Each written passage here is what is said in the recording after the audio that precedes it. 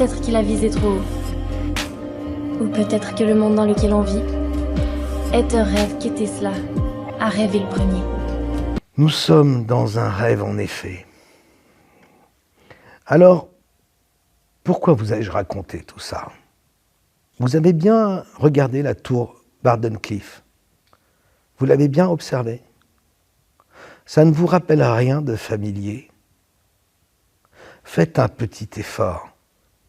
Je vous ai dit que les choses ne sont jamais mieux cachées que lorsqu'elles sont exposées à la vue de tous. Fermez les yeux. Imaginez maintenant que vous êtes sur une route de campagne. Essayez de visualiser tout autour de vous un paysage vallonné.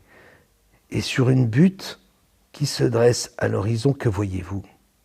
En fait, ces tours font tellement partie du paysage et elles sont là depuis si longtemps qu'on ne les remarque même plus. Elles quadrillent nos campagnes, distantes les unes des autres d'une vingtaine de kilomètres. Bien qu'imposantes, protégées par de hautes clôtures et implantées sur des terrains militaires, elles se sont fondues dans le décor. Vous savez, les gardiens du troupeau sont loin d'être stupides. Et ils ont compris la valeur de l'invention de Tesla et le bénéfice qu'ils pouvaient en tirer. Sauf qu'ils ne pouvaient pas nous faire payer avec ça. Et ça, ce n'était pas bon. Vous croyez qu'ils auraient renoncé pour autant? C'est mal les connaître, puisqu'ils ne pouvaient pas placer un compteur sur ce système très économique sans soulever l'indignation des masses. Vous savez ce qu'ils ont fait? Ils ont fait croire que l'électricité venait d'ailleurs.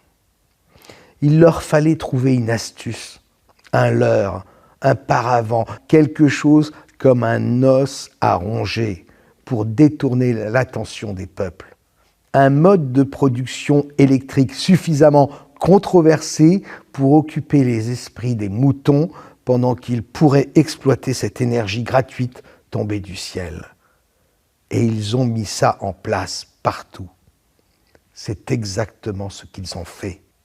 Les centrales nucléaires sont des épouvantails parfaits, compliquées, monstrueuses, dangereuses. Elles permettent néanmoins de centraliser l'énergie Tesla sans que personne ne puisse s'en apercevoir et surtout de gonfler la facture sans que personne ne trouve à discuter. Quand le mouton a peur, il est prêt à tout accepter. Quand c'est pour la sécurité, tout est permis. Oui, ça y est, je parle bien de ces tours-là, dont on nous dit qu'elles sont simplement des radars militaires, également affiliés au service de la météo nationale. Ne vous y trompez pas. Tout ce qui est météorologie est stratégique. Cela justifie le fait que toutes ces installations soient militaires et que les centres météorologiques